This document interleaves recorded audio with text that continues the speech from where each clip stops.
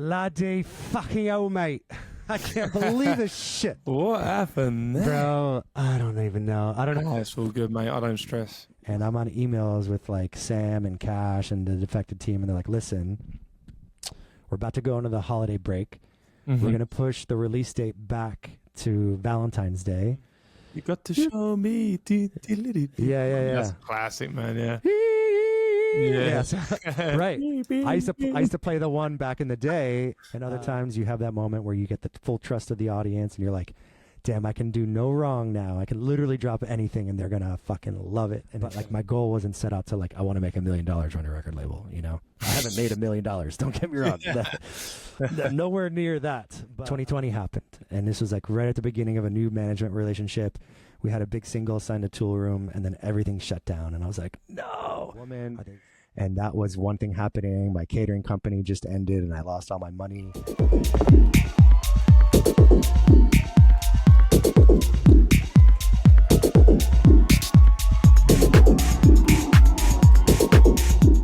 Okay, so welcome back to another podcast. Today I've got Lefty. Thanks for joining me, mate. And my pleasure. I guess I'm going to jump in with how did you get into music, your upbringing, and how did the music get into your upbringing? And how did it all start from there? Yeah, no doubt. So basically, I was born in Stamford, Connecticut, which is just outside of New York City. And, you know, I'm a little bit older. So back then in that time, 1980s, I have two older brothers who were really inspirational to me and are musicians as well. And basically, as a result, I was super into wanting to learn guitar and playing metal and hair metal and stuff. You know, back then it was like Motley Crue, Metallica, Poison, all this kind of hair metal and glam rock stuff was happening in a major way. And my oldest brother was super into it. And so I was like, oh, he's so cool. I got to get into this. So eventually I got my first guitar when I turned 13. And it was right at that time that my family moved down to Florida to a town called Boca Raton, which is famously full of old people for retirement. I don't know if you ever watched the show Seinfeld. But, I watched Seinfeld, yeah. Yeah, his parents have retired in Boca, which is funny. They reference it because it's a joke. Okay. That's like Nickelback are from a small town near me called Hannah. Oh, really? Yeah, only has like literally a population of maybe even 500 people. And I went there for work, and when I walk in, everyone's like, do you know Nickelback from here? And it's like such a small town. There's literally like one school, probably 2 motels. It's tiny, like crazy tiny. Oh, yeah, I'm sure. Yeah. I'm not surprised. Honestly, it's probably boredom in small towns that drives a lot of people to be extremely creative and do cool things, you know? Even though, like, yeah. I'm not a fan of Nickelback personally, but hey, he wrote some hits, undeniable. Yeah. Can't deny that from the man. One-hit wonders. I mean, it was in the UK. It was a one-hit wonder with How You Remind Me, whatever the track is. But yeah. Never Made it as a wise man is what that song is always called to me. Actually, it's the one Nickelback song. That's the only one I know. But one I heard on the radio, and that's all I know. Yeah. But basically, so I went to high school and stuff in South Florida, and I had connected with a bunch of like I went from living in the woods to moving to like a neighborhood of like all brand new cookie cutter homes and just like 1,000 families all in one shot. And everybody was new there and from the Northeast, because it was like this big migration that happened because of like the snowbird season. Like a lot of people, you know, were traveling in the off season, which is the winter, from the Northeast down to Florida to stay warm. And that's why there's so many old people in South Florida. It was cheap to retire, and they can go back and forth and like always stay in warm weather. So I started playing in bands, and because of the seasonal shift, I was able to start touring pretty young in 1999 when I was a senior in high school. I had just graduated and basically was able to take my first band on the road. This was a long time ago, before cell phones for everybody. Like my parents had like a car phone, and it was like, don't ever use it. It's very expensive. Yeah. But why have it? Why have the fucking phone if you're not going to use it? Oh, it's flex, isn't it? You know what I mean? You know? Yeah, exactly. But yeah, man, we had to like book everything on like online message boards for like the genre of music, and then print out all the directions in old school MapQuest, which was not good. And that was like a whole moment in time. But it was great. That's kind of where I started really getting my foot in the sand and music. And I just always loved playing shows. And like my band started getting pretty popular, and we were able to, you know, take it on the road as a result. We were getting really big in Florida, and we were able to kind of go outside of the state. So we started doing that back then. And then right after high school, I went to culinary school, and I got super into cooking. And I was an aspiring chef and dove right into it. I worked many jobs, you know, pursuing the culinary arts. I was a banquet chef at a yacht club for a couple years in Boca. And it was while I was going to culinary school, and right after I graduated, me and my band, we moved to Central Florida, to Orlando, where I was able to kind of expand on my cooking abilities and still pursue my music. So I had a really great balance because, like I was saying, you know, the snowbirds in Florida all go back to the Northeast for the summertime. So businesses tend to be really slow or closed during the summertime. So I was always able to tour then and then just work throughout the winter. So it worked out really well. And had a good thing going there. And so, yeah, after doing many jobs in the restaurant industry, I worked as a butcher for a little while. I worked as a line cook.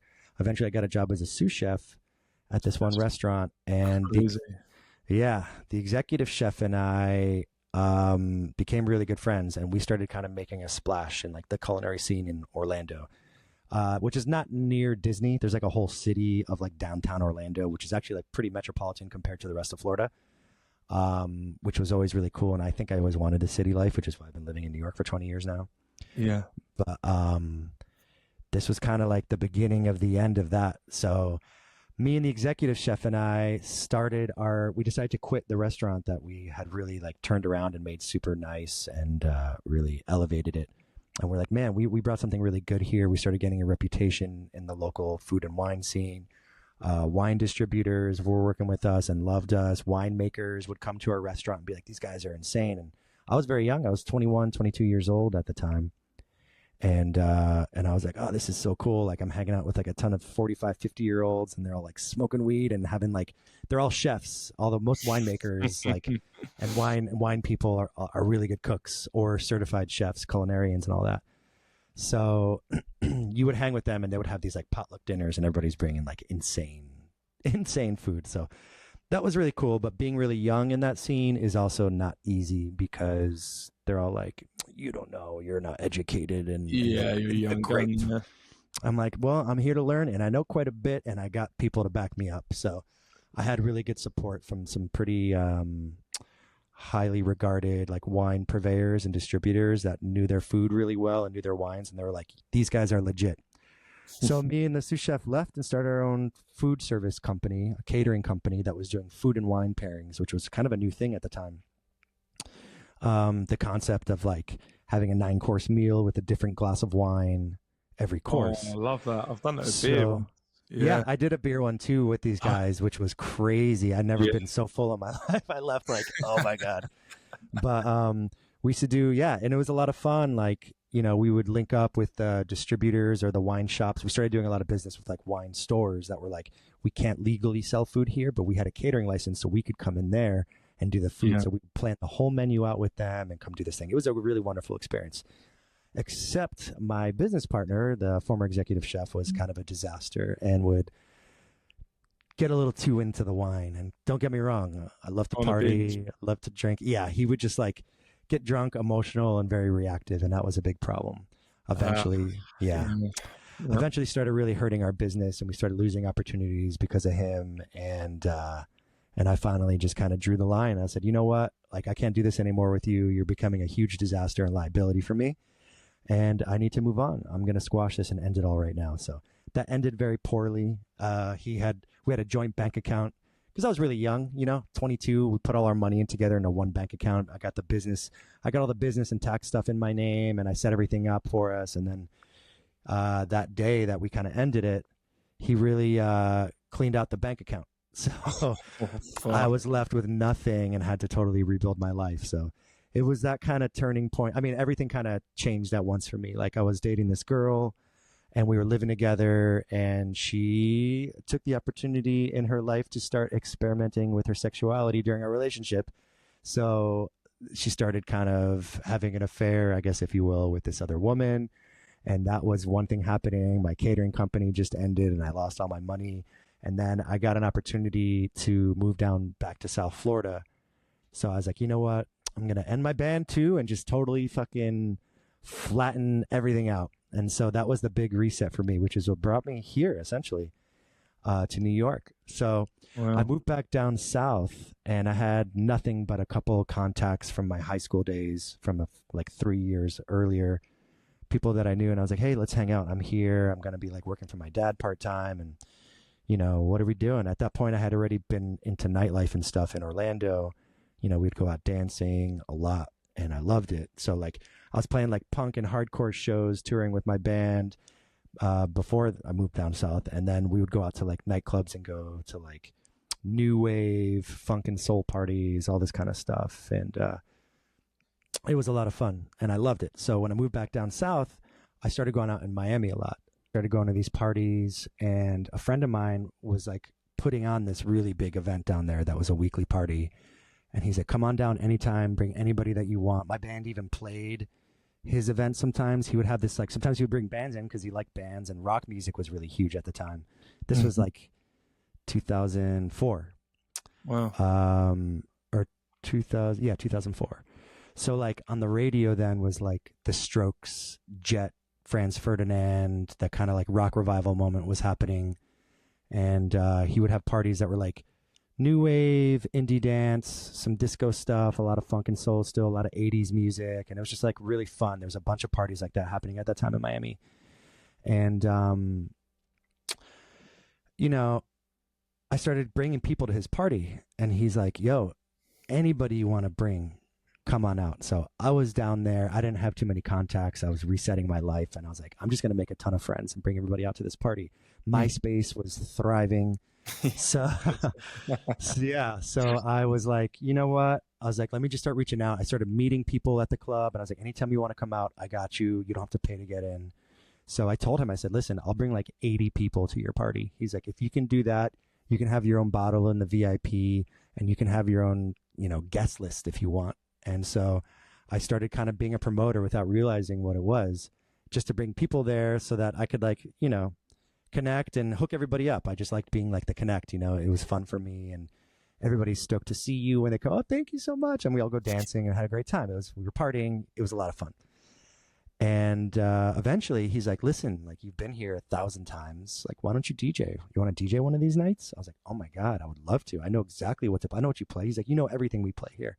Yeah. I was like, I'm super down. Let's do it. He's like, please. So I, you know, I made some mix CDs, and I grabbed a couple records. My brother had like a 12-inch New Order extended mix or something.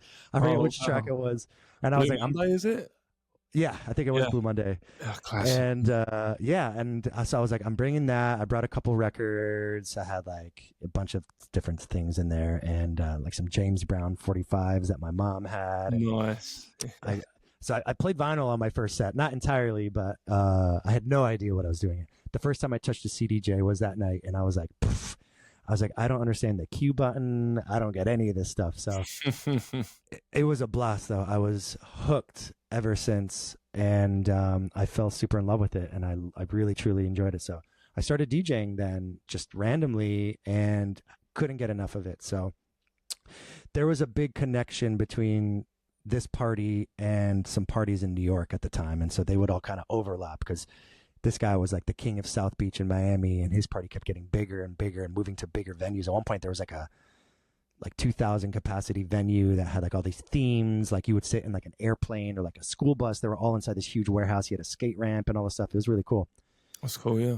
And a friend of mine had moved back down to Boca, where I was living at the time, Boca Raton, where I went to high school. After Orlando, I moved back down there just to refresh the story a bit. And he was like, hey, I'm coming back from New York. I heard you're down there. We should hang out. I was like, oh, yeah, what brings you down here? He's like, oh, you know, And I was aware already that he was getting really into like drug abuse and like heroin and like very heavy stuff. He's like, I'm coming down there to clean up. But once I clean up, I'm getting the fuck out of there. And I was like, well, come on down. Let's hang out. So we started hanging out. He was DJing already. So we started going out a ton. And eventually, after like 8 months, he's like, you know what? I'm going to get out of here. I'm going to go back to New York. Why don't you come with me? And I was like, yeah.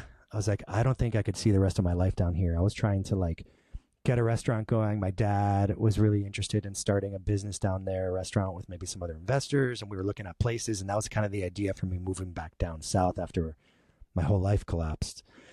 And I was like, if this doesn't happen, like, I'm going to get out of here. I don't think so. I moved to New York on a whim entirely. I had no plan to move here. The only plan I made was I eventually got a job in South Florida at Whole Foods cashiering so that I could transfer to New York and have a job when I got here because I was really intimidated by the cost being so high to live here, you know? Yeah. So that is what brought me to New York. So yeah, basically I moved up here on a whim and had no game plan except I had my job at Whole Foods delivering groceries, which to this day was probably still one of my favorite experiences because going into a ton of random super sick apartments in New York was wild. And we actually made insane good money because we were getting tips and we weren't supposed to. And so when I was like mad young, we were making like crazy money. It was good because back then only wealthy people shopped at Whole Foods and got the delivery, you know? The delivery was like an extra $40. Yeah, and also in America, a lot of the... Oh, wow. Because, the culture is very tip-orientated in America, right? Yeah, exactly. So, and like, there's a neighborhood called Chelsea in New York that's fairly expensive. It wasn't always nice, and then it kind of got turned around famously by like the gay community. And then like families started moving in and like really wealthy people started buying it, and it's been a little bit of a clash there, but it's turned out all right, and people live there. It's a great area, but back then there was only 2 Whole Foods. There was one in Columbus Circle, which is like uptown, and then there's this one downtown. And so we used to go all around, and it was great. It was a blast. I'm not going to lie. But it was at that same time I was also raging in New York City. I just moved here. I was going out a ton. I loved it. And like I mentioned, there was like affiliated parties. So like there's a really famous party that happened in New York City called the Misshapes. And there's these 3 kids that were like in the fashion industry that would throw like pretty much the exact same kind of music parties. And so like they would go down to Miami and DJ. My friend would come up to New York and DJ. I DJ'd a bunch of random places in New York City at that point. So I just went fully into it and I loved it. I was DJing a ton in New York. A lot of rock, funk, and soul kind of stuff was big, especially like the Lower East Side neighborhood of Manhattan famously was like a big rock and roll scene. So you would go out and hear a lot of funk and soul and stuff like that, and people dancing everywhere. So bloody fucking hell, mate. I can't believe this shit. What happened there? Bro, I don't even know. I don't know. Oh, it's all good, mate. I don't stress. My internet fucking cut off for a second. My screen unplugged. It's like a disaster. Today, me and technology are just not getting along. Oh. Don't worry. Not a bad attempt, though, at the old English accent. Yeah, thanks. Trying. Are you still recording? Yeah, I'm still recording, mate. Yeah, I just got that out. So. All right. even though us English people have like 100 accents. Yeah. It's wild. But yeah. It is, yeah. It's funny. The regional is very different there. Yeah. Okay, so where did I end last? I was talking about working in Chelsea. Oh, yeah. So there's this whole like New York, Miami connection, and I was DJing a lot around New York City, and it was a lot of fun, and I loved it, right? Back then I was DJing on CDs, the old Newmark rack mount with the little spinny dial, and you could like fast forward. Yeah, disco style ones. Exactly, yeah. So that was kind of my introduction to New York and nightlife, and I was super obsessed with DJing and playing music. So I moved here, and a friend of mine from high school was like, hey, I heard you moved to New York. There's a big New York, Florida connection, like I mentioned. And a lot of people, like everybody in my high school was like, I'm graduating and I'm moving to New York. And I was like, I'm staying down here and I'm going to do music. I was the only one that ended up going to New York for the most part, and a few other people did. So I had like a little crew here. It was a handful of Florida people. I moved up here with a couple friends, and I mentioned one of them earlier. And basically this guy hit me up that I went to high school with, and we both played guitar and were into skateboarding, back in the high school days. He's like, are you still doing music and stuff? Your band was going pretty big and touring and stuff. I was like, yeah, but band is over. I still want to do stuff. So we linked up and we started making songs together. And he was really into kind of folky stuff, bossa nova stuff, while I was into punk and stuff like that. And hardcore, I was also really into like indie music, like pretty mellow stuff. Bell and Sebastian. No, like no? Kings of Convenience. Oh, okay, like real mellow stuff. Arctic Monkeys, it was just around that time, or if not maybe a little bit later, that they kind of got going. Yeah, like 2006. Yeah, that's it. 2006, 2007. I was going to say, yeah. Yeah, so this was like 2000, 2005. It was just, Arctic Monkeys were probably getting big over there, to be honest with you. But, I started playing this kind of folky duo band, and we would go out and play acoustic and harmonize, and we started making original music and playing shows, and we formed a band, and we started kind of getting some good recognition. We did some recordings, put out an album, put out an EP, and we're getting like pretty good praise from like Vice magazine gave us a great review, Pitchfork gave us a great review, and we felt like we were well on our way. And then an opportunity knocked on the door, and somebody that we had both met here in New York City nightlife, and this guy basically was in a band with my very first neighbor. So I met my first neighbor, who was a drummer of a group, and their band ended, and their band was really big. It was a pop punk band called Midtown. And he was like, yo, the singer's starting a new band. You guys should join it. It might be really big. And we were like, I don't know. We'll think about it. We kind of got our own thing going. Let's do this. No, we're not interested. So we met the guy. We actually declined his offer. He was starting a new band called Cobra Starship. I don't know if you're familiar. It was around for like 10 years. Had a couple big radio pop singles. No. Yeah, so basically we were like, no, we got our thing going. We love our band. We're going to keep doing this. And the manager, the day-to-day manager, who's still a good friend of mine, he's like, no, you guys should do this. This is like, has pretty big potential here. And he's already signed to a major label. He's got a really big manager, his company, well, his boss's company. And we're like, I don't know. And then my friend, my partner in my band at the time, he was like looking through a magazine, and he sees a photo of this guy. And he sees a photo of the singer that we declined, and he's got like an article about him, because I guess he has a song for the movie Snakes on a Plane that ended up being like the main song for the movie. You remember that movie? Oh, wow. Yeah, I love that you don't know anything about this, because like some people would be like, "Oh, no way, I totally know it," and Okay. I meet a lot of randos who don't, and I'm super into that. It's funny. So basically, we were like, whoa, this seems pretty promising, and they're probably going to be going on tour. Let's quit our jobs. I was working at American Apparel at the time. And Old school. Yeah, totally. They were big in the UK back in the day. Oh, man. yeah. Fish and all that lot, yeah. I'm sure. Huge here in New York and America and stuff, LA, and all around, to be honest. But we were like, let's quit our jobs and join this band. So we did. And we ended up doing huge tours right off the bat. The management was like, yeah, so we manage like Fall Out Boy, Panic at the Disco, all these big bands, and we're just going to put you guys on tour with them. So we ended up doing like arena tours and all these big tours right away. And the band started to get increasingly more successful. And I was in that band from 2006 to like 2013. And I thought by the end of it, we had two like very large radio singles that hit like, top 10 radio all around the world pretty much. We got to been to UK like 6 times or 7 times, touring over there, all over Europe, Southeast Asia, Australia, all over the US. We used to do big bus tours for 2 months at a time and go around the whole country and do that whole thing.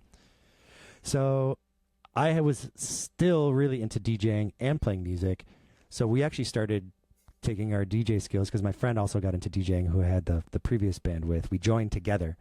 So although we were both guitar players, he ended up playing guitar, and they only needed one guitar player. We flipped a coin, and I lost, and I became the bass player. So I've been flipping a coin. Yeah. And it worked out. I got really into bass and learning about bass, which was a whole different world for me. And we would also DJ a lot on tour. So I would DJ any chance I had when I came home. I was just as myself. But then we would tour with the band. We would book after parties and go to DJ as the band our singer would sing a couple tracks over a track pretty much that we would DJ, and then we DJ for like an hour and play whatever we wanted. And at that point we were doing like massive Las Vegas nightclubs and big clubs in New York and huge parties all around, and it was a blast. Also, like around 2007, there was a weird crossover that happened with our previous band that was like a little precious to my friend and I. You know, the fan base started kind of changing, and like a lot of the Cobra fans started really latching on to us and getting into that, and we're like not totally sure if they like it because they like the music or they just like it because they like us being from the other band. And it kind of got weird, and there was a weird gray area for us there. And although the fans, I think, that did like it genuinely loved it, because we still kind of hear from people, because we sang a lot harmonies. It was very like sweet music. It's on in Spotify and stuff like that if you want to check it out. It's called This Is Ivy League. This is Ivy League. I think I've heard of that, you know. Yeah. Oh, okay, nice. It was some nice music. I'm not going to lie. I'm just writing this down. It was originally called Ivy League, but there's a band from the 60s from the UK, actually, that had the name, and they were still active, and they gave us, a cease and desist to change our name, pretty much. Oh, really? Yeah, they probably got their name from a pub. Yeah. So, that's funny. But, so eventually we just stopped doing it because we couldn't play shows as much, but we're like, we spend all our time together and we're touring and we're DJing. Let's start like a project that we're really into at the time. Bloghouse started getting really huge. Justice, Daft Punk. I mean, Daft Punk was already really big, but like Ed Banger Records. Yeah. SoundCloud, A-Track, all these things, all these names like that were starting to pop up and get really big. And all the indie bands getting remixed by legends, the 12s and Soulwax and all this stuff. We got super into that, so we started DJing that kind of music, and then we started making it. We started a new project called Grave Robbers while we were doing Cobra. So it's Grave Robbers without the vowels, which is very of the times. GRVRBBRS, if you want to look it up. We got a couple of releases on Spotify. There's a ton of stuff on SoundCloud. That was like the era of bootleg remixes, and that's how some artists really blew up back then. That's on the blogs, which is why it's called Bloghouse. So that was a really cool, interesting time playing in like a rock forward band and being into electronic music. And then those two worlds already naturally having a blending of their own outside of what we're doing. And then we were like, we love this music. Let's get into that. So started making a lot of that stuff. And then, we would tour a lot. We were touring like 7-8 months out of the year sometimes. And come back home, hang out with our girlfriends and our friends, and then, try to DJ while we're in New York, play some little parties, still playing funk and soul, and now Bloghouse and disco house and disco and all this stuff.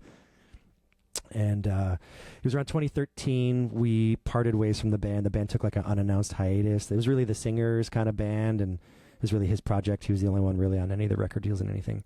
Yeah. So we were like, it's time to move on. We were not really sure what the status is anymore, so it seemed up in the air, and at that point, the two of us separately were ready to begin careers in songwriting and producing music for other people. So we started pursuing that then, and it seemed like a very natural progression, and there was no bad blood or anything in us departing from Cobra. We're all still homies and chat and all that stuff, but we eventually just kind of went on our own journeys, and I got into, I'm a little wheezy, sorry, I'm asthmatic, and I'm breathing hard into this mic. I probably sound like an old man dying. That's my chest was up. Yeah. So, basically I got into songwriting and producing. I signed a publishing deal with a pretty big indie publisher and was getting sessions and working with artists, working with songwriters, trying to pitch songs to artists, trying to pitch songs for sync and licensing, and got into all this stuff. So it was a whole new world, and I was loving that as well. And it was nice to be home for a while, have my studio. I've been in my studio here for a long time. You can't really see the rest of it, but the couch behind me. But I can tell by the radiator you're in New York, because they're exactly the same radiators we get in the UK. Oh, yeah. Yeah, all the window stuff. No aircon built in these days. My building's like 100 years old. Oh, yeah, definitely. So yeah, basically I got way into that, and I was doing sessions at Cobra's manager's office studio, and they would bring me back in to work with some of their artists, and I was also doing a lot of vocal engineering for them at the time. Did some stuff with Kaisa, if you remember her. Yeah. They managed another big pop singer named Max, who had some big radio hits. I engineered a couple sessions for him and was working with a bunch of random people. They would hit me up to kind of come and like engineer stuff, and that was cool. And pitching demos to their artists. They're still a very massive management company. Now they manage like Green Day, Weezer, Train, Sia, Lorde, Still Fall Out Boy, just a ton of huge acts. They're like monsters of the industry now, and they're great people. Crush Music, if you want to look them up. They're fantastic. And it was around 2016, it's like mid-2015. I go to their studio to do a session. I run into this guy who was Cobra's DJ booking agent, because they're part of like CAA for like the shows, and then they didn't have any connection. There's definitely a really huge gap between rock and pop music and the DJ world, and for some reason they're all like, we don't understand the other side at all. And I was like, really? It's pretty much the same process. There's really not that much difference to it, but unfortunately most of my contacts in the whole pop and rock world haven't really been able to cross over too much into what I'm doing now. But that's okay, because my plan from the start wasn't really to like utilize that too much, and I really wanted to build this project up from the ground. So I go to the studio one day. This guy's there. He was the agent. He's like, yo, are you still doing remixes and stuff? Because we started doing some remixes under the Cobra name, and some of them did really well. Like we did a really big remix for Iconopop, I Love It, that ended up like charting and doing all this stuff. We did another one for we did some for ourselves. Who's the other remix we did? Oh, well, I ended up doing a remix for Britney Spears under my name, which was not my intention. Wow. But my stepsister at the time worked at Island Def Jam, and she got me the opportunity, and I was like, this should be a Cobra remix. She's like, no, you did all the work. I'm putting it under your name. And I was like, this is going to hurt me. This is not going to help me. Yeah. Sure enough, it was right after we got the first radio single with the band, and that remix came out with my name, and they all thought I was going solo or something and got mad at me for it. But it worked out. They're like, this is a prime opportunity to use Britney Spears to make the band even bigger. And I was like, it wasn't my choice. I told them to do it, but they kind of thought it was all my fault. So it was like Atlantic Records, Crush Management, my bandmates, everybody kind of crashed down on me at one point. It was not fun. I can promise you that much. And the remix ended up doing really well, and I was like, just go away. Just go away. Yeah, it's doing well. Just fuck off, yeah. Yeah, right? So so he was like, are you still doing remixes? And I was like, actually, I am. I still get hit up by some of the labels and majors and stuff to do remixes, and I just do it under like a alias that I have, which was not yet LEFTI. And he's like, well, I hear you're producing and writing and stuff now. You should work with some of my artists. They're all DJs. They're great producers, but they can't write top line or anything. I was like, dude, let's do it. So I became friends with him again, and we started doing sessions with his DJs, some of which I became really good friends with. And he was like, yo, why don't you start a new project? I could probably help you get it off the ground. You're a very talented producer. You know, understand dance music. You know how to DJ already. I was like, you know what? Like, I'm actually not mad at that. Maybe I will. So my friend from the old bands, the Ivy League guy, he was like, you know, you should call it LEFTI, which is what your nickname is from your parents and your family. They all call me LEFTI because I'm the only left-hander. I was like, genius. So that was eventually how that started. I did my first release was a remix for a duo at the time called Solid Disco, who were doing like disco house stuff that was very much like Duck Sauce and all that. And I did a remix for them on Laid Back Luke's label, Mixmash Records. Oh, school. Yeah, Laid Back Luke. Yeah. Yeah. And then I signed my first single to him also. I released a song called Castle on there. That was my first track, which was like back when like Chami started blowing up, and what do they call it? Was it Future House? Future House was getting really big. Fuck. Yeah, it's taking me back a little bit because like when in 2006 I was playing all the stuff like Tom Craft, Loneliness, Groove Armada, Fatboy Slim. I was playing that all parties back in the day. And then Laid Back Luke started coming in. I was always into like my house music, but you chuck a little bit in there for people. Right? I used to do 16th birthday parties when I was at school and that for people. And Laid Back Luke was in there, and Chami. I've only heard of Chami through Amni Edge and Dance because they used to do a bit of G House back in the day. Oh, nice! And they play a bit of Chami in their sets, with Chris Lorenzo and a bit of all stuff mixed up. Yeah, tough. So, I remember those days. Yeah, man, funny stuff. So like, yeah, I kind of got submerged into that. I started putting out some original music, quite a bit, and I was like, you know what, I'm just gonna kind of take this project off the ground and see how it goes. So I was still writing and producing quite a bit and just doing this for fun. I would get remix opportunities, make some extra cash. Started getting some stuff signed to like Big Beat and all these like really dope labels and everything. And then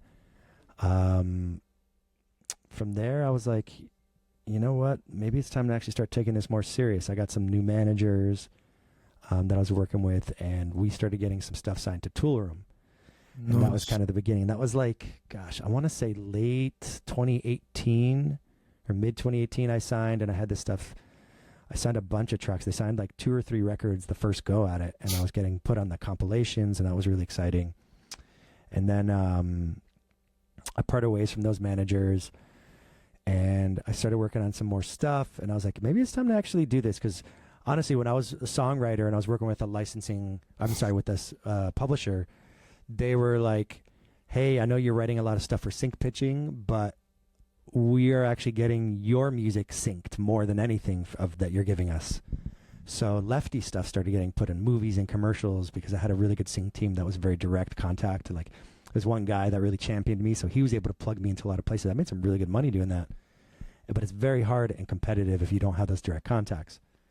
So that company ended up eventually selling to a bigger company, and I lost all that money because I didn't lose what I had. I just didn't get any more of it coming in because they switched from like a direct person-to-person format to like a go to our website and type in a keyword, and then you can pick your sync music from there, and I couldn't control that, which sucked. So that's kind of a turning point in the industry right now. That's a problem that a lot of people are like, it's easy to make money in sync. You just pick your stuff, but it's like it doesn't work that easily. It's very hard, very competitive. There's nothing better than like building them contacts with like, and this is what I tell people as well, and I don't know if you agree with this, but like I was speaking to one guy the other day, and he said to me, man, I just want to find a way to make money with music. And I'm like, reach out to individual like content creators on YouTube, that kind of fit your sound, or contact brands, clothing brands. Like Rishi Horton did the Prada one, right? He did music for Prada. Reach out to brands. I remember that.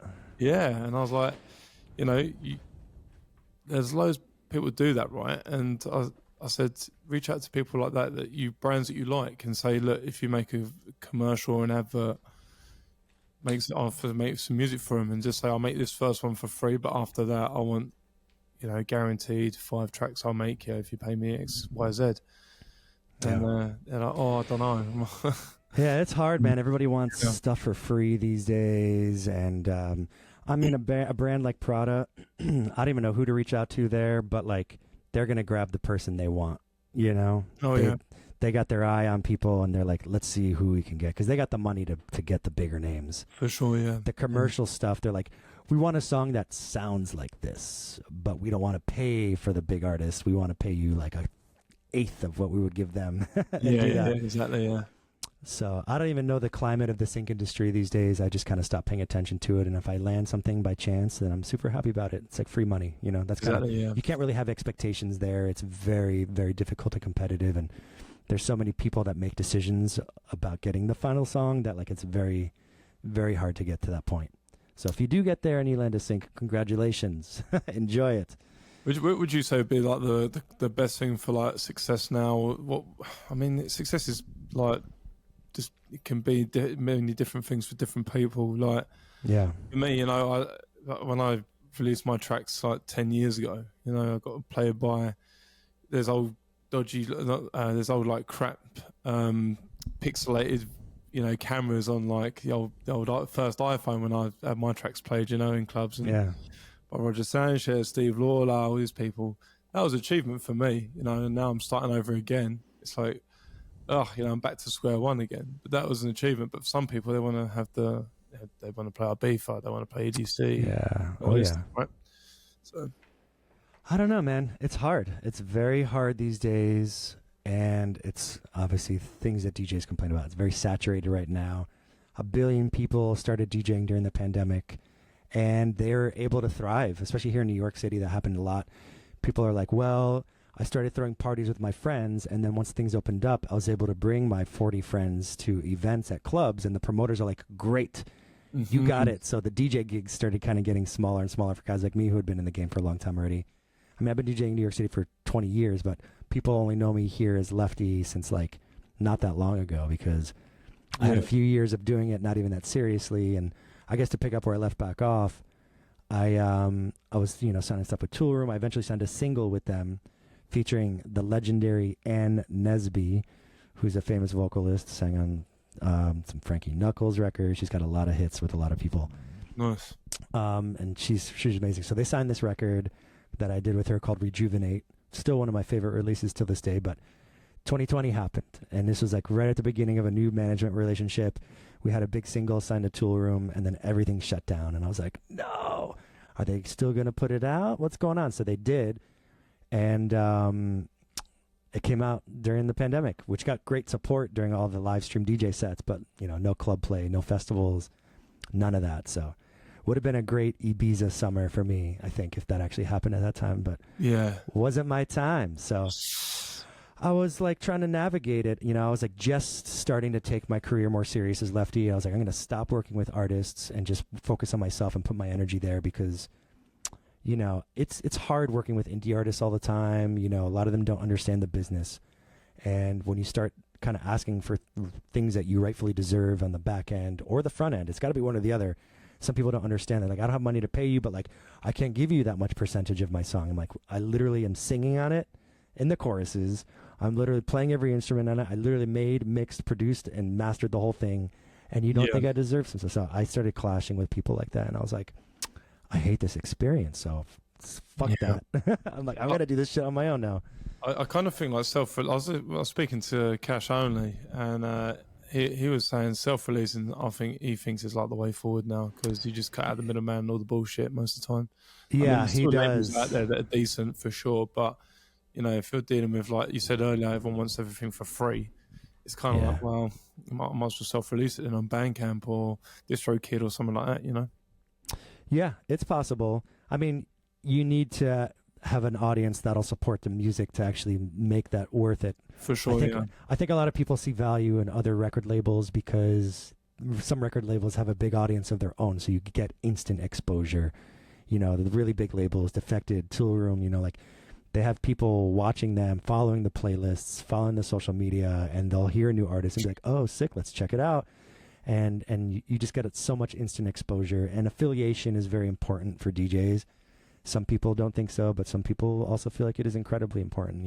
Like what labels you have next to your name on the flyers is really valuable, and kind of gives people, the people who know the labels are like, oh yeah, okay, cool, I know what this artist is going to sound like. Like it's helpful, Yeah, it's also like context as well, right? Because the podcast I just released it with Rocker, I've known him for donkey's years, and I remixed a track for him, I think 10, 11 years ago, and he started going out on his own because he was a duo with his mate, and he went, I'm going out on my own, and he said, I gave some music to a person we're both friends with, or we've known for years, and he's like, and he used to do management for Nick Venturi and stuff back in the day, and other Pete Tong and all these other people, and he's like, I can give that to Fisher, and he gave it to Fisher, and Fisher played it, and he said, so what's your studio like now? Because obviously you had a bit of a studio back in the day when I literally, while the wife's watching Coronation Street, he's like, I'm just sitting next to her just making these beats, and they're getting played by Corolla and all these things, nice. Right? And again, it is networking as well. But like you say, it's good to get on with like them big brand names like Defected and things like that, because that is, like you said though as well before, is like it's such a saturated market. It's hard for everyone to get onto it, right? Dude, big time. It's very plus producing itself has just become way more just reachable for anybody to do. Even for me, man, like I used to do sampling myself back in the day, buy loop packs, right? Sample everything. I even to this day now, and I sound like a bit of a snob for saying it, but I like creating my own midis, and I like putting everything in the right spots at the right place, everything like that itself, right? Yeah. But then my mate, I got into Splice like 3 years ago. I've never heard of it. I've always done it the old way, right? And and I had an MC303, right, which had all the kicks and stuff, 909 samples, whatever on it, right? And my mate was like, "Oh, you should try Splice." So I was like, "Oh, okay, so you can literally drag and drop." On no joke, right? I made a track in 5 minutes that sounded pretty much like a radio track. That's it. It's all done, man. Cheating. I was like, "This can't be real. This can't be how people do it." It's kind of like cheating a little bit, you know? But it is, and I see it often, a lot of conversations online. People are like, that's not producing, that's not this and that, you know? And it's like, even from my time just as a producer working with artists individually, it's like, that was a really fun, cool thing. And honestly, I always felt undervalued because I feel like you get in the room with an indie artist and they're like, it's like you talk to them for like an hour first. You know, if you've never met the person before, you have like a whole casual conversation. For me, it's like an interview process. I'm like, let me see where you're from. Let me see what stories I can start lining up in my head based off what you're into. I start asking questions, just general conversation. They don't even know I'm interviewing them. Yeah. And then we get through all that. And we're like, okay, cool. Let's work on some music. I say, before I get started, let me hear what you're working on. Let me hear your favorite demos that you have right now that you worked on with other producers that you think you want to release. Let me see what you got so I can get your vibe and what you are into right now. Or if you have any songs that you like by other artists you want to share, let's check it out. So we would go through that, and then I'm instantly like, okay, I'm not going to make anything like they just played me, but I'm going to make something cooler that maybe I can pull the influence that is like the similar kind of thread between them all and tie that in, but then bring a whole new flavor that they don't have yet. Because if I make something like they already have, they might like the other one more because they've liked it longer. They might like the new one more because it's new and fresh. It's a little riskier that way. So I'd rather be like, let me give you a whole new vibe, but like make you the link here and give you something special and unique. And I would really dive in and create like a whole fresh vibe. And they'd always be like, oh my God, I love this. This is the vision I've always had for my music, but nobody's able to do it. But then we would clash. It'd be like, well, what do you think that's worth to you? And they're like, 1% on the record and no money up front. I'm like, well, that's just not going to fly for me. I'm sorry. That's not how it goes. Yeah. So eventually it led me to my own thing. So pandemic happened. I was trying to figure out the best thing to do. I was like, you know what? I'm just going to keep putting out music. A lot of people stopped and were like, there's no point. There's no clubs. I said, well, somebody's got to, and a lot of people are. So I'm just going to keep pushing through. So I was actually able to really like capitalize on that, if you will. I, started signing records to a bunch of labels, signed more stuff to Toolroom, was really getting into like the UK, EU kind of label scene out there. House U, there was Jack, Let There Be House, all these kind of like house labels, and things are kind of set me up real nice. So eventually things opened up and just been kind of trucking along, man. I feel like I came out in a pretty good place and was able to kind of start getting my name into places a lot easier, and all the labels kind of know me, and the bigger DJ names know my music and support me, and I got like a ton of support, which was great. And eventually during that time also I started my own record label called Quincy Boy Records. My managers at the time were like, you should start your own label, start self-releasing all the stuff that you don't get signed that you still think is worth releasing. Yeah. So I started doing that, and then I was like, fuck, man, like all these label deals are so whack. I kind of want to start like a really artist-friendly label. And that's what I did. I said I got really into the idea of signing other artists and records and giving them a transparent label experience that's very friendly and fair in the deal, because I'm not necessarily looking to make a ton of money doing it. It'd be great if I can make revenue, which I do. But like my goal wasn't set out to like, I want to make $1 million run a record label, you know? I haven't made $1 million. Don't get me wrong. Nowhere near that. But you know, I was really excited. I was like, I would love to lift up other people. I think it's a cool thing to kind of do. And tons of DJs are looking for labels always.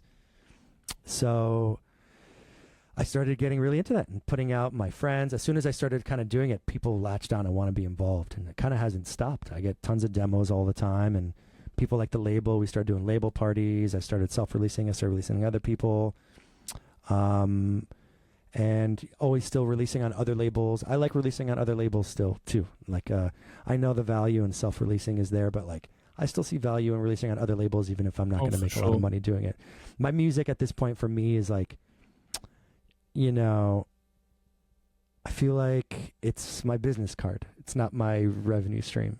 my revenue stream for Lefty stuff is going to be like shows and playing out, as I think it is for most people now. To answer your question from earlier, kind of like, where do you succeed now? It's like, you can do it streaming and all that stuff and selling records. I feel like for DJs, like, the stores are really powerful and valuable. If you get like a top 10, a number 1, like you're making really good money doing that for that one release, and probably opening up other doors for yourself too in the event space. So you kind of like snowballs into other areas.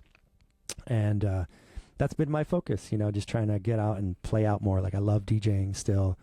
It's like one of my favorite things in the world to do. I wholeheartedly believe that there is a spiritual connection when it connects, and it doesn't always connect. You can't always get that real solid connection moment with the crowd. It depends on a few factors, which I can't even really name or explain as like a checklist of things, but sometimes it just doesn't happen, and you just kind of get through the set and you do your best and be professional. And other times you have that moment where you get the full trust of the audience and you're like, damn, I can do no wrong now. I can literally drop anything and they're going to fucking love it and it's going to go off. And that's when it's the best, because then you can really have fun with it. But it's always that first little bit, like, nobody knows who you are. You're playing in a new city. They're like, oh, what's this guy all about? But I'm kind of in a position now, which I didn't even realize, to be honest with you, because like I DJ in New York a lot, and honestly, not even as much as I want to. I'm playing some bigger events here now, and oftentimes it's like, hey, we don't really want you playing too much around it, so that like your people here in New York come to the one show, and not just like, maybe I can see him Friday, Saturday this week, or Friday, Saturday next week before the other one. So I'm like trying to just get more gigs outside of New York and meet new people and have new experiences and kind of share my music that way. And it's been happening. Been to like a bunch of new cities this year, to name a few: Minneapolis, Gainesville, Atlanta. Already going back to Minneapolis and Atlanta this year, which is cool because they both went really well. Yeah, and it's been really cool connecting with people. And honestly, I was shocked when I went to both of these cities. Even in Gainesville, which I was out for a very old band, was going to do some reunion shows, and we had some rehearsals, but unfortunately we had to cancel the shows. But I went down there and I booked a small gig, and all these experiences, I had like random people come up to be like, hey, it's so cool you're here. Are you going to play these songs? I was like, whoa, was not expecting that. Yeah, man. And I had like some fans around, and I was like, yo, this is crazy. You just don't even know what's going on out there. I'm so wrapped up in my bubble, here working on stuff and survival in New York, and then doing my music, and the scene here is always changing and growing, and there's so many things happening here that like you don't even realize what's happening, outside of the bubble. And that was really exciting and eye-opening for me. So I'm just like, I think, and it was fairly easy for me to get gigs in these places on my own too.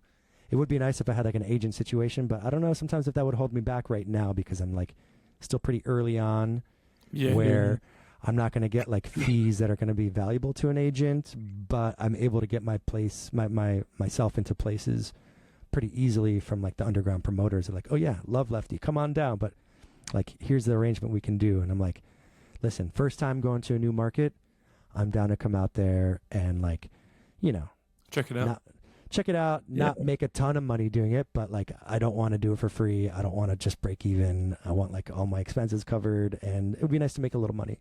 Yep. So everybody's been really cool about that. And oftentimes they're like, come out here one time, I'll get you covered. And then like the second time we bring you out, if it goes well, we'll definitely take care of you. So now I'm kind of entering that phase, which has been cool, and we'll see what happens from there. So it's an interesting thing, at this point I'm just kind of trying to not make plans, because one thing I've learned in this industry is as soon as you start planning for stuff, like, it's good to have a game plan, but like, you can't expect anything. You can't expect results. And I think that's what I really mean by that. Yeah. Like, no expectations, because you don't know what's going to happen. You don't know what's going to take off. It's sometimes the release that you care the least about, that you randomly got signed because it was at the bottom of a SoundCloud playlist you sent to the label, and they're like, we love that one. And you're like, cool, let's do it. I just want to sign with your label. That ends up popping off. And you're like, this one. yeah, it happens all the time. It's always the least expected. It's the one you care about the least. You're like, I threw it together in 10 minutes, blah, blah.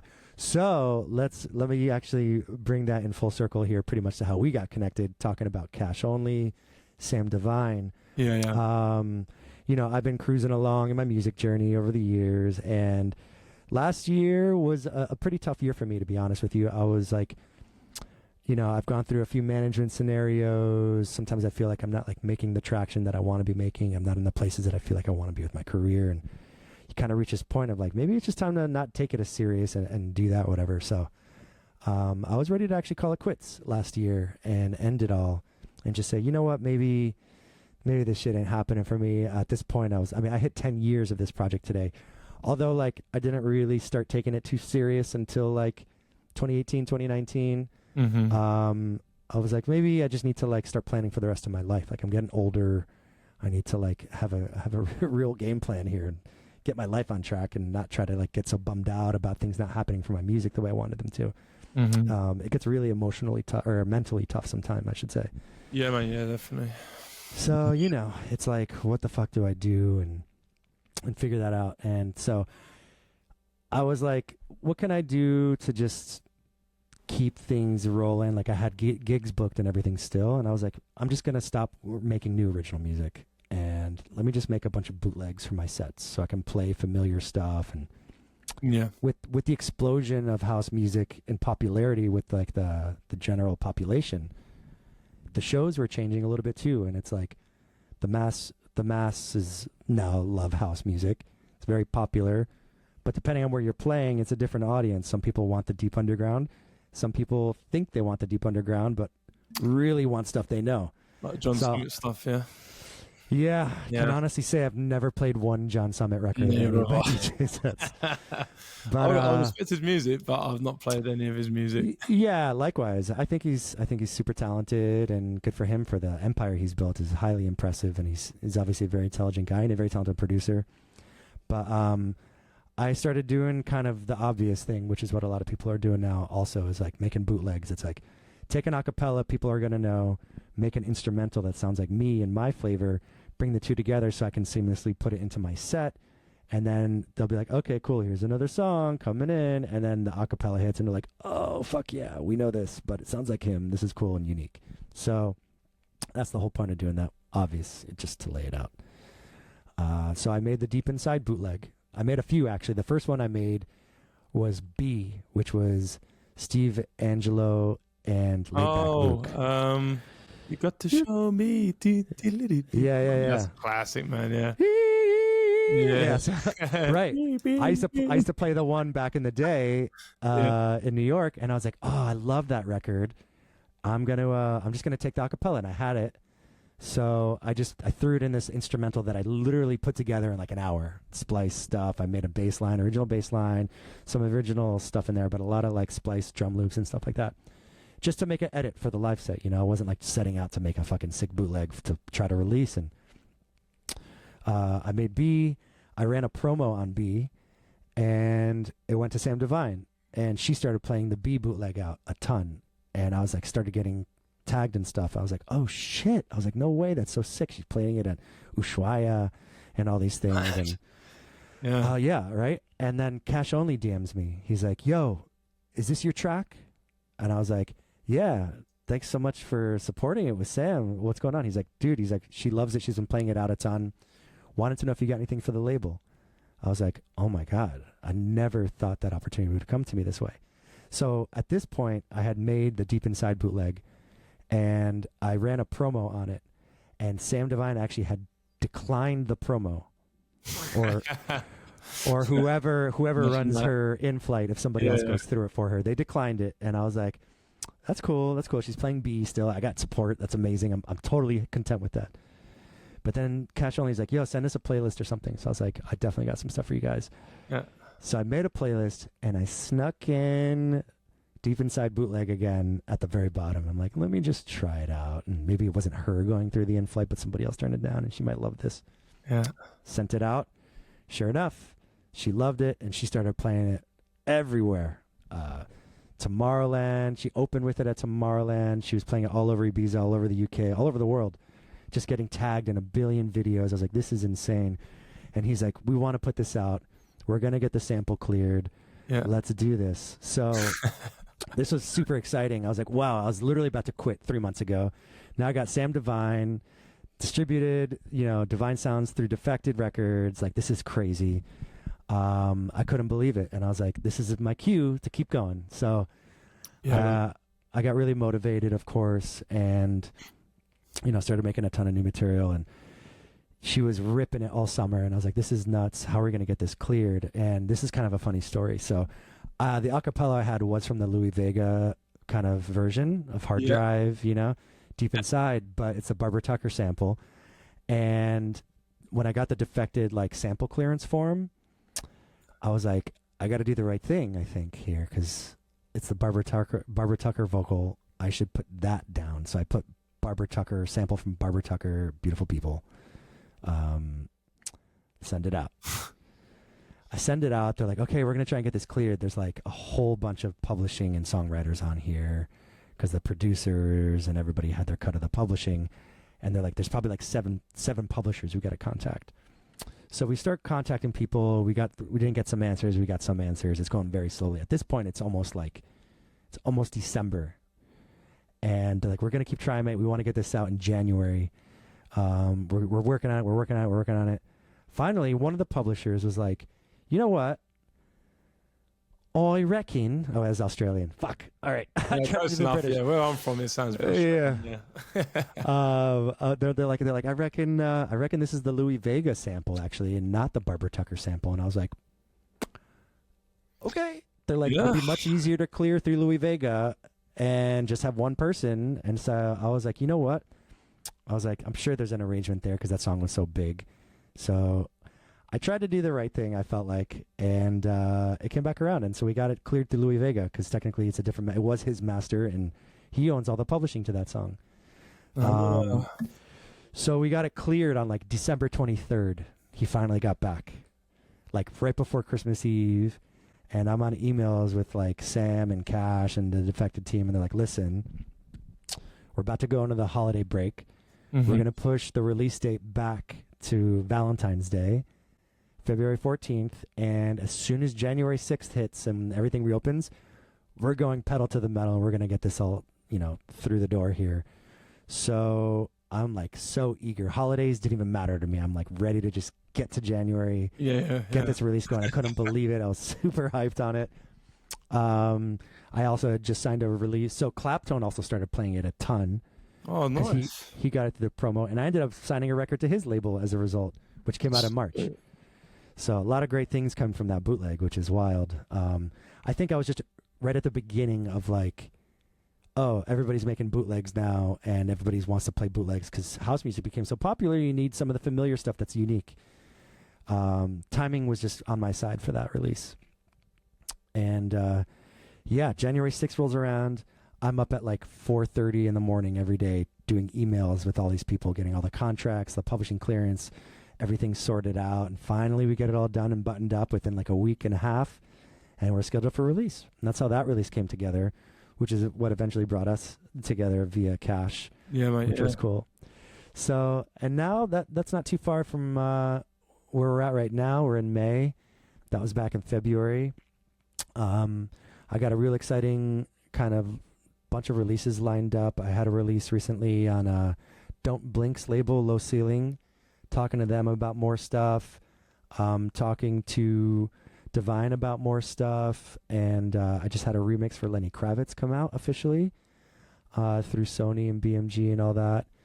And then let me see, a few other things exciting coming up. I'm going to self-release on my new label, Warehouse Disco. Got a record called Real coming out. And then there was Jack. What do we got? A British label called Lift Me Up, which is super dope. And This Ain't Bristol got an EP going. So, the releases are cranking out, and hopefully, I can get my touring profile up. I'm hoping, bless you. Sorry. Oh, you're good. Hoping to make my European debut this year. I really want to get to Spain, possibly Ibiza. There's an inkling. That would be cool, man. There's an inkling of a possibility for me there. So, are you ready to take a load of money? Yeah, I probably won't get any yet, but I'm applying for my Spanish citizenship so that I can have a visa. Yeah. A bottle of water apparently is like this big, it's like €8, €10. Yeah. My wife and I went last year. I'm buddies with Moose T, and we went out there for a vacation. And I'm like, Moose, Glitterbox party? You think you can hook it up? He's like, come on down, I'll lace you up. Yeah.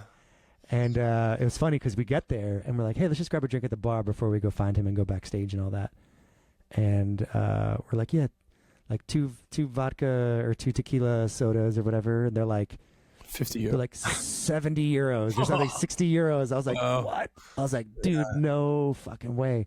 I said, all right, that's fine. Let's just get this and then we'll go inside and see what it is. And luckily, High Ibiza has like an open bar backstage. So that changed the game for us. Oh, yeah. Fucking hell. It's crazy because I mean, your story is wicked because like you went from the culinary thing, right, and you know going all that kind of down that route, and then obviously doing the band music and that. Have you ever thought about opening your own club?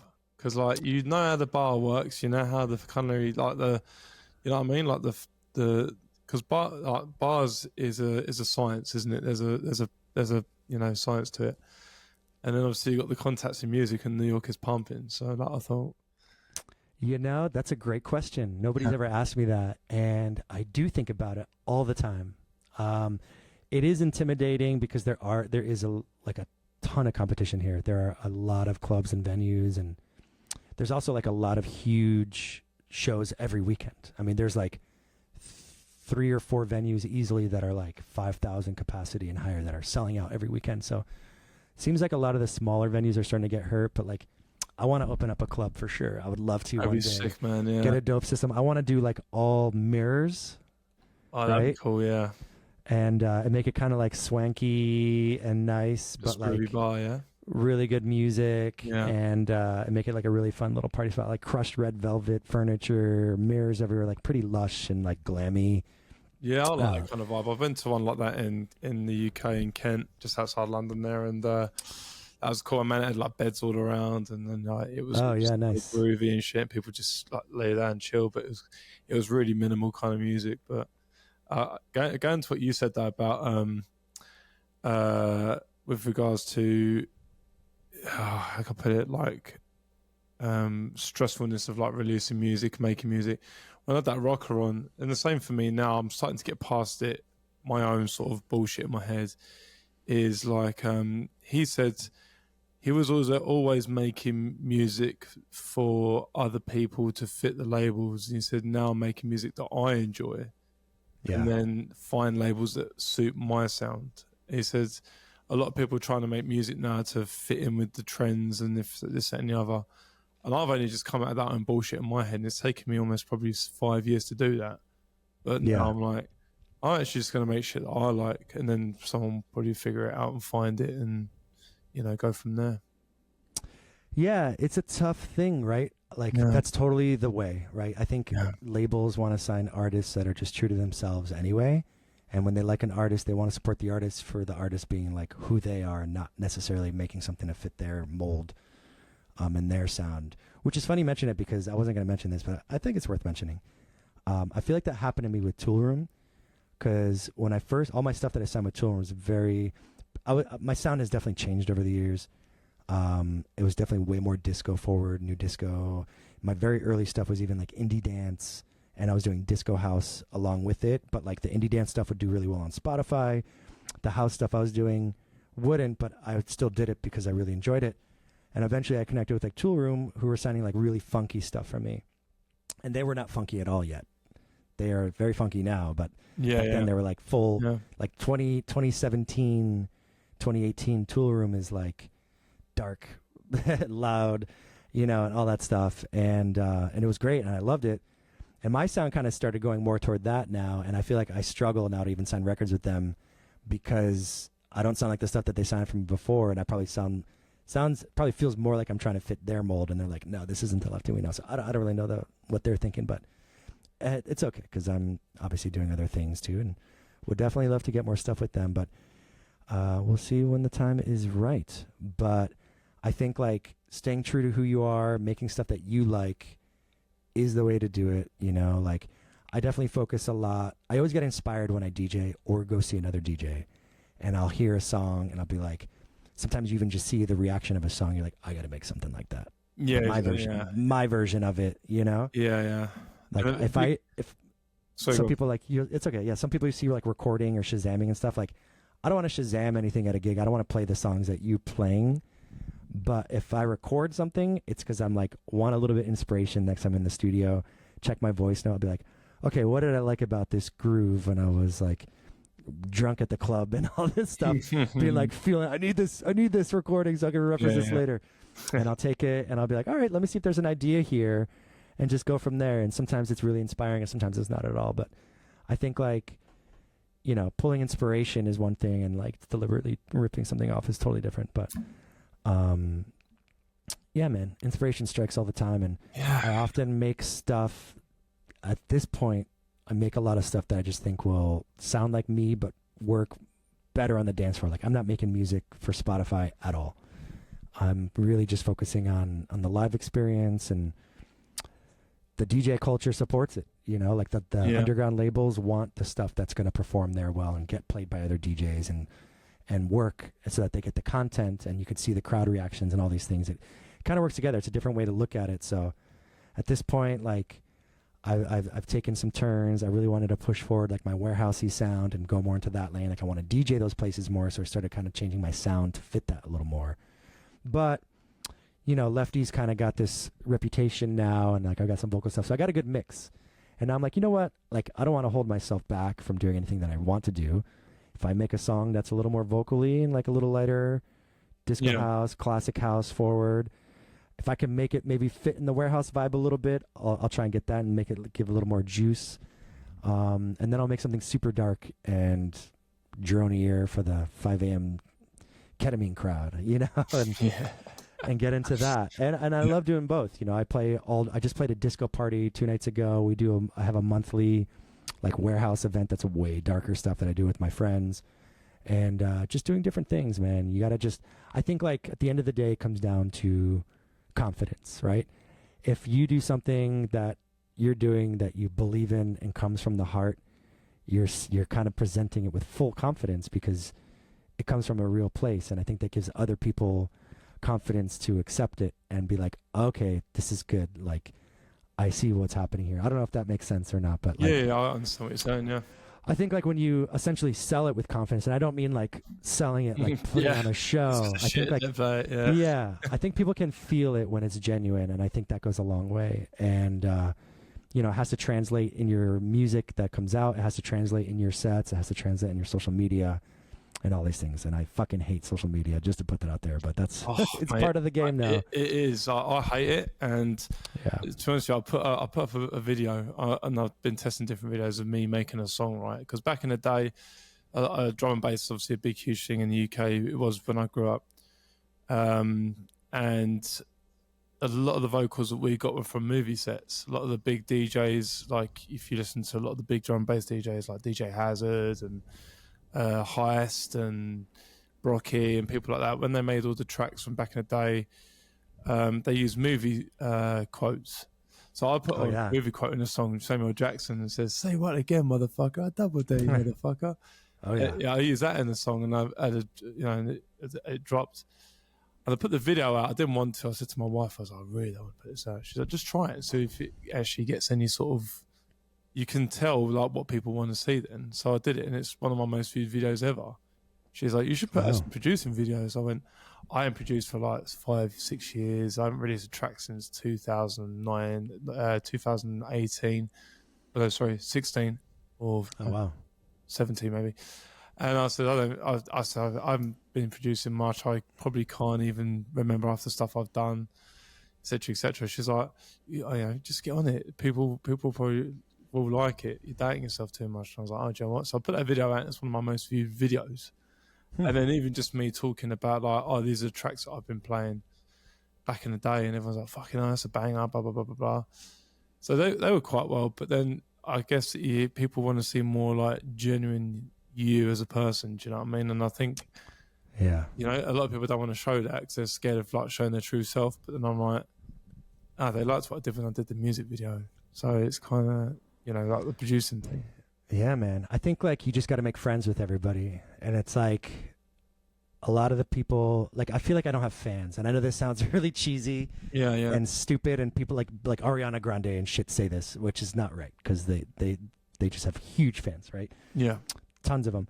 But like I don't have a mass population of an audience, but the people that reach out to me, I just keep in contact with, and we DM all the time. Like, we're homies now. And I'm always like, anytime somebody comes to one of my shows, like, oh my God, that was such a great set. Like, let me follow you on Instagram. I'm always like, hey, if you ever see something that I'm playing locally that you want to come out to, hit me up. I'll put you on the guest list. Come on out. Let's have a party. I want it to be fun. And I realized at one point, I was like, I think I'm just kind of making friendly with everybody, But I think that's the way to be anyway. I mean, that's what it takes now. It's like everything's so accessible. There's so many people doing it. And I think like what you're saying is totally accurate for social media. And like, you have to be yourself, because there's a billion DJs out there being like, here's how I made this song. Here's the kick. Now let's lay down some bass and blah, blah, blah. Yeah. Like, there's no personality there really. And it's like, making of a track, not really. It's just a quick track through, and like I have to make those sometimes for the labels, which I don't mind doing, and it is what it is. It's just kind of content you have to do, I feel like, as a producer in this world at least. Yeah. But if you can make it more interesting, you can. But I think at the end of the day, people, are like, okay, this person's a DJ and they make their own music. That's really cool. Why are they any different than the other 1 billion people doing the same thing? So I think by showing your true personality, people they just learn a little bit something about you that sets you a little bit apart, And I think that's like what it is. Unfortunately, most of my life experiences aren't too original. Music and cooking, although they're very appreciated by most of the people, there's still a billion producers that are like, I'm also a cook, and I was gonna say, you ain't use the old cheesy line, I'm cooking up beats in the kitchen here. Oh yeah. Somebody told me one time, like, you should DJ set while you cook and make chefy videos. I was like, I don't want to do that. As soon as I start doing that on camera, I got to do that live, and I don't want to be cooking at nightclubs. Yeah, you got you do like a social media. I'm like cooking up beats, and I used to be a cook. Oh yeah. Oh my God. Yep. So, it's a funny thing, but like, I try to just make like little content when I can. Sometimes I don't feel like I'm doing enough, and some people are like, wow, your content. I'm like, dude, I don't even know what you're talking about. I'm like, I feel like I'm so behind. I'm not doing like daily stuff at all. I won't post for like a whole week, but then I'll try to make like content where I'm talking on camera and just kind of like put my voice out there a little bit, but I don't want to do it all the time either. It's like, I think like most people, it feels a little cringy. I don't want to be on camera. That's the thing, like, you think it's so cringy when you do it yourself, kind of thing. I fucking hate doing it. But, like totally. Doing this podcast has kind of brought me up my show a lot, doing it as well. Meeting new people, kind of. It's funny because I've had like a couple of interviews over the years, and even this just has helped me out doing interviews, like being more confident and being more chatty and upfront, kind of thing. It's but again though, like with the podcast, I'm the same as you in some way. Like if I don't feel like I'm achieving anything as much, or I put all this effort into it, I'm like, I'm not where I need to be. I used to stress out so much about it, and now I don't as much. I'm just like, I just enjoy what I'm doing, and it will kick off. It kicks off, kind of thing. Yeah, and it's getting them the right artists on as well, and networking. Like, there's timing as well. Unfortunately, I work a lot of hours, but my cousin, he had Camden Cox, who's just done a song with Patrick Topping on his magazine, and he's like, I need to get Camden on, and then I was like, I will do. I'm just working a lot, and now she's obviously popped off, because she's on Patrick Topping's song. And I'm like, oh, fuck, I wish I got that in there. But I did, but then I'm working all the time, and it's like... I'm sure you can still make it happen, man. Yeah. People do love a good interview, Yeah, exactly. So, how do you juggle your time with, like, your jobs and everything? Like we briefly started at the conversation, you're kind of getting into a record... Is it a record label with a friend now? Like... Yes. So I can't really talk about that too much, but basically a pretty big powerhouse in the industry that is based here out of New York City, but pretty well known, I think, around the world at this point, is starting a new record label that I'm helping him kind of put together and operate. Oh, I bet I can guess exactly, knowing your location and everything else like that. And Possible. I'll cut this out, but I reckon it's Nervous. It's not a DJ. No, nobody. No, they don't have a record label already. Oh, okay. Because I thought it'd be Mike at Nervous. No, I'm buddies with Mike though. Mike is great. Yeah, Mike's old school, man. Yeah. Yeah, he's the man. I run into him quite a bit. We're always super friendly. I love Mike. All those guys are great. No, this is somebody that's in the event space that is expanding into the label space. Because honestly, I started talking to him and I was like, "Yo, do you ever like?" Like, I was trying to get an agent, still am if you're out there. But I was like, and you made it this far, hit me up. But I was like, yo, if you ever think about getting into that, like, I'd love to work together in that capacity. And he's like, honestly, I want to do events. I want to do like booking, management, and record label. And I was like, well, I have a lot of record label experience. I was part of a band that was signed to a major. I've released indie band artists on indie labels. I've released a ton of my own music, and I started my own labels. So at this point, I have pretty good knowledge of like, what it takes. I was like, if you need help getting that going so we can do this, let's do it. So been a slow process, but we finally are getting things up and going, and we're talking to a bunch of people that he's already working with other capacities and crossing it over. So it's really exciting. But I'm also working at a music school called Sound Collective that I'm the director of education at. Nice, and that's wicked. put on weekly events there, yeah. And then I run 2 labels of my own. I got the LEFTI project, and I'm a married man. I have no time. You want to ask about time management? Oh, zero time. I got a 4-year-old, I've got a family. Oh yeah. I work in oil and gas because that's where a lot of the work is at the moment, and trying to just get this podcast to lift off and take some stress off of me relying on that job. I'm an electrical engineer, and I'm sick. Don't want to get out. I want to get out of it. I've done it for 18 years now. Yeah. And I think I could have done it back in the day if I stuck with the music, but it got a bit hostile with the industry in London. People were not paying you, and it kind of put a sour taste in my mouth, and I kind of moved away from it for a bit, the ticket sales and everything. But understanding the time management thing, I always wonder how people do it, because I'm like, I fucking struggle every day. Dude, yeah. I had I'll tell you what changed the game for me, and this is going to sound silly, but basically I was using a Mac Tower for a long time. Yeah. And eventually my last computer died, and I was like, I'm getting a fucking laptop so that I can just keep working on my couch instead of watching TV with my wife while she watches TV and movies. Sounds like my buddy Robin, yeah, man. Yeah, so I pretty much I get up pretty early every day. I try to get a little workout in, do my thing, and then just start chipping away at emails. Most of my work, I feel like, is very internet-based, which is great. So I'm able to just handle a lot of different things. I just need to be really organized. So my notes have become very useful for me in my Mac notes. And yeah, just the only way I can really keep track. And I just have to check every day about what's coming up so I don't miss deadlines. And do what I can. So I'm working daytime for other people. Nighttime is my only time to work on music or work on my labels. I mean, for my own labels, I do everything in-house myself. I do all the contracting, distribution, ingestion, artwork, motion graphics, social media, assets, all this stuff, mastering. So I just do it when I can. Pretty much all of my free time goes to just doing cool music stuff that I enjoy, which I'm not mad at. But then my nightlife hangs are pretty much just at my DJ gigs, which is kind of turned out to be great because now I've got this my friend circle. I got a really great group of homies. A lot of us are DJs. Not everybody is, but they'll all come out all the time to my gigs, and we all have the best time, and we rage, and we just have a blast.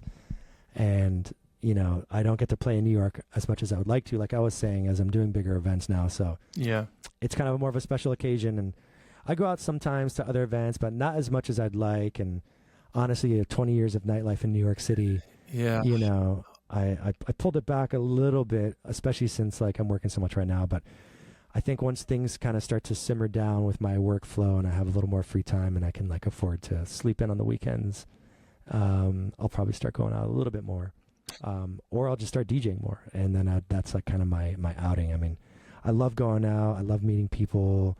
I can make friends in a room of nobodies that I don't know yet. Exactly, or I guess not nobodies as far as fame, but as far as people I don't actually have any connection to. I'll always walk out with at least one friend, and I think that's the best part about it, socializing. Just to get into a little side rant here, I just think as people and humans and things, us being here, you kind of take the human factor out, and there really isn't much to life. I mean, you go into have you ever been in an abandoned building? It's pretty fucking desolate, and when there's no life, or you see if you've ever been in an office that was departed but still kind of intact. Yeah. I bet. Yeah, we've done quite a few rows when we were 18.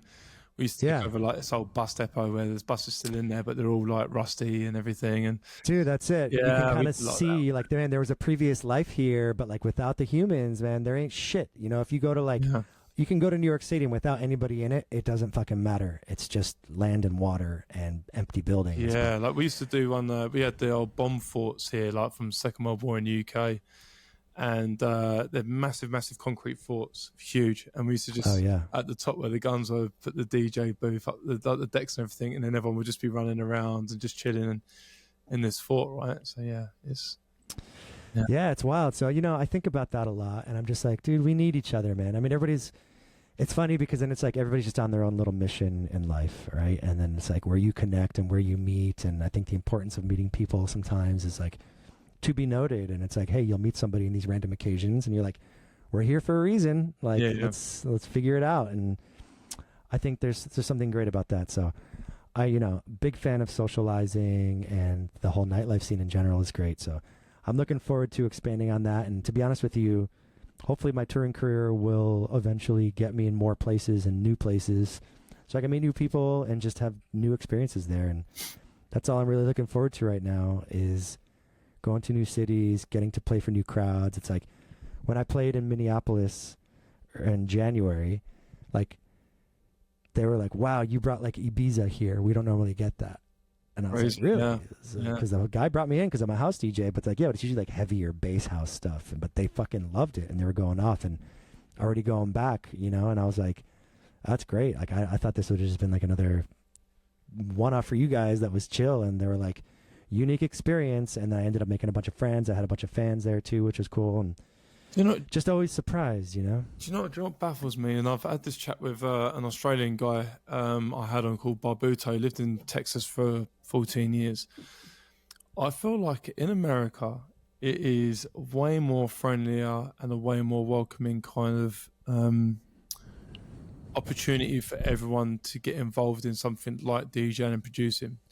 When I say that, because I've experienced it in a lot of cities now. Obviously, I spent a lot of my nightlife in London, and around the surrounding areas and up north, whatever. And if you say, I can bring something to the table, they're like, well, so can everyone else. But then, like in America, I feel like America's really doing it right now with regards to the events, everything. Like everyone can get somewhere and get ahead, as where like the monopoly is always kept within like the certain group of people in the UK. And like even in Vancouver, when I went to play in Vancouver, I was like, hey, I can play garage. I'm from the UK. I grew up with the garage. I understand it right down to the fucking T. And they're like, I can play. And they're like, oh, we've got another guy that can play though. But it doesn't sound anything like garage. And I feel like in America, you get given way more opportunity. Everyone gets a bit of a go at it, but I feel like in the other cities, they don't. It might sound snobby. People might disagree with me on that, but that's kind of the vibe I get, and I could be wrong. Yeah. I don't know. It's hard to say, to be honest. Yeah. I think like there's been a lot of shift, I think like the pandemic, like we were talking about earlier, was a really interesting time, and a lot of people are like, now's my chance to start doing this. And a lot of people were able to really come out on top and make some waves, get their foot in the sand pretty deeply. But it's funny because I see a lot of entitlement now too from these people. That's what I meant. The word entitlement. There is a lot of entitlement. Oh yeah, exactly. Yeah.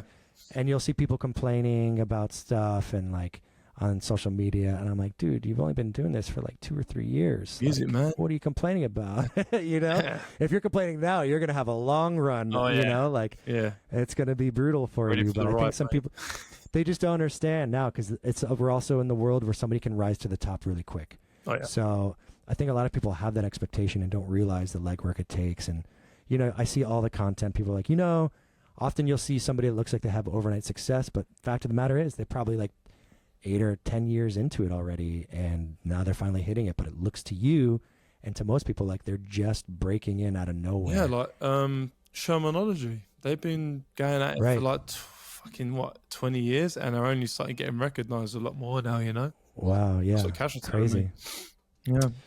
Yeah, man. So that's kind of what it is, and it's like everybody's journey is a little different, although there are a lot of same connecting factors here. But you just kind of gotta kind of got to go with the flow and what feels natural, even in your DJing, even in your production, even in your music business. It's like you have organic relationships, you have organic thoughts, you have organic plans. Like these are the things that you need to actually stick by, because when you start going against your gut, which I think is like your true intuition, is like always follow your gut feeling on things, and you will not be misguided at all. But it might not always be the plan that you think is right for you. But like, I think, you think this is what I should do, but like maybe I'm doubting, maybe I'll start to doubt myself and take another plan, or somebody gives you feedback about a song in a release. Hey, should I put this song out or this song out? I think it's this one. They go, I think this one for that reason. Like, oh, well, that gives me a new set of confidence in your suggestion, because now I have double things to back it up. But then you might realize that your initial thought was the one that could have been better. So that's kind of an ever-evolving thing. And I'm always like, honestly, I learned the hard way, because like when I first started getting bigger event bookings and stuff like that, I would always try to prep, and like build out folders, and sometimes even try to build like a set list, which you shouldn't do. And I got stuck in a position where, this is actually a funny story. So, and I'll have to wrap it up, unfortunately. That's so fine, I'm mate. this one. Yeah. I'm playing with Disco Dom next month, in a couple weeks actually, which I'm really looking forward to. But his first Disco Dom with Dom Bresky here in New York City, I was already buddies with him. He was playing some of my Toolroom releases. He liked a lot of my stuff coming out. We started talking about a potential collab and stuff, and we keep in touch. I DJ'd out in LA, and he came out to that gig, which was cool, and all this stuff. So we've kind of kept in touch, and he, I basically, he announced that he was coming to New York City with Disco Dom, his first one. And I was like, yo, Quentin, bro, let me get on that. I live right down the street from the club. It'd be super chill. He's like, let me put you in touch with my manager. I think it's a great idea. I'm like, let me be direct support. He's like, yeah, I'll put you in touch with my guy. So I start emailing with his manager, and his manager's like, yeah, dude, let's do it. So I didn't even know anything about the event. I knew the venue. The venue used to be a very legendary venue called Output that was here in Brooklyn. Now it's called Superior Ingredients, a place that I do love very much still. They did a great job redoing it since it was Output, but Output was like legacy shit, which was great. Yeah.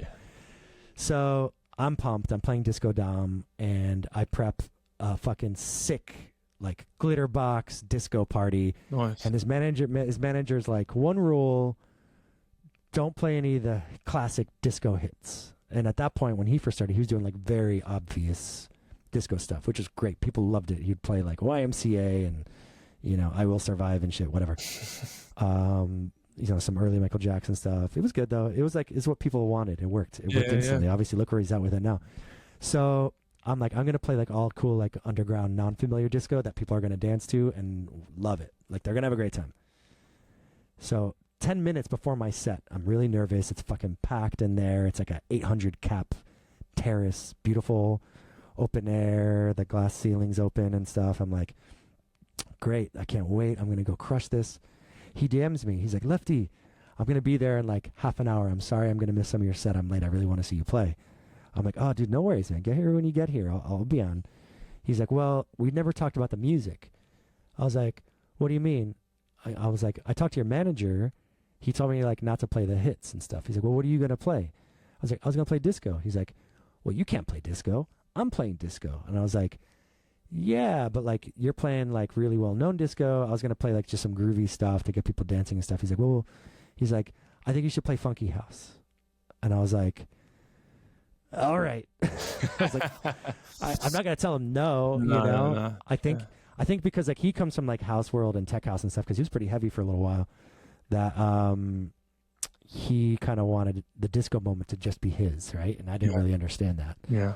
And so I thought it was just don't play disco hits. And he kind of had a different vision for his event. And obviously I'm not going to like go against what he wants. I want to maintain my relationship. Yep. So I was like, dude, no problem. I'll figure it out. So that day, I probably played one of my best sets ever. Oh, really? It was, That's cool. I had no plan. I had no folder. I had nothing. I just went fully from the gut and crushed it. He loved it. He even he called me the next day and thanked me. He was like, that was such an amazing set. Cheers, mate. I was like, dude, yeah. I was like, oh my God. And honestly, one of my most organic relationships happened that day with a big promoter here in New York, for Gray Area, if you're familiar. I didn't know it was their event, and there are these two guys behind me because that day, like the whole staff at the venue dressed up in like sequin shirts and wigs and glasses and big like Mardi Gras necklaces and all this stuff. Like it was over the top, and it was a lot of fun. And there were these two guys dancing behind me the whole set. And I was like, oh, these guys must be work here, but they're grooving. I don't care. The security guard's dancing. These guys are dancing. It might be the lighting guy. I have no fucking idea. I finish my set. Dombrowski comes up. He's about to go on. He gives me a big hug. He's like, bro, that was sick. I was like, thank you so much for having me.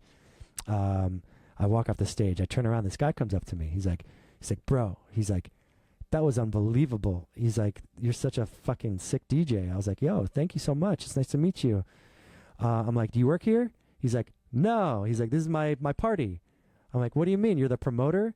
He's like, yeah. I was like, oh, shit. I didn't even know there was a promoter. I was like, nice to meet you. He's like, yeah. It turns out he's a huge promoter and does tons of massive things here in New York. And I was like, oh, my God, I can't believe that I just biffed that so hard. But I ended up hanging out with him all day. He's like, we got to do some more stuff together. And I built, that was the beginning of an incredible relationship. Wicked, man. That's so cool. Yeah, I ended up becoming a resident DJ for them and stuff now. So cool. And yeah, they're amazing. So I was going to quickly brush up on something as well. I know you're into fitness and everything as well, and you've got a record label, but I noticed you're wearing a Quincy Boy Running Club hat. So I am. Yeah. Part of, like, the running, is that part of the fitness thing as well? Well, actually, yes and no. I made this just for fun. I don't have a running club yet. I actually want to do a walking club because I actually like to take really long walks. Yeah. About once a week, I'll do like a 9-mile walk around New York City. 2 bridges. I got a whole path. Jesus. I want to start opening that invite out to people. But I was actually going to launch a merch line this summer that's like club themed. And I was getting into like the club lifestyle and wanted to make Quincy Boy like country club-esque, you know, so I got like a yachting club, I got a croquet club, running club, swimming club, and I made a bunch of merch designs that I'm going to start launching soon. Honestly, I've appreciated your chat, mate. Honestly, I really have. It's been more of a just my pleasure. General chinwag chat, really. I've actually really enjoyed it because a lot of time I interview people, it's, you know, they're like, is it structured? I'm like, it can be if you want it to be, but this has been really just like casual. Oh, yeah. Yeah, I prefer the casual convo. Too, man, yeah. Yeah, nice. Well, I appreciate you having me on, man. I'm sorry about all the technical difficulties earlier. Oh, it's always happened, isn't it? Every time we try to. Yeah, we got it, though. We're good now. Yeah. I won't keep you in longer because I know you got busy and you got work. So, yeah, mate, all the best. And honestly, my inbox is always open if you want to chat. I've probably got a bunch of questions to ask you about a bunch of shit as well. Now I'm starting. Hit me up anytime. Again. Of course. Yeah, mate. All the best. Sounds good, my man. Appreciate you. We'll talk soon. All right, mate.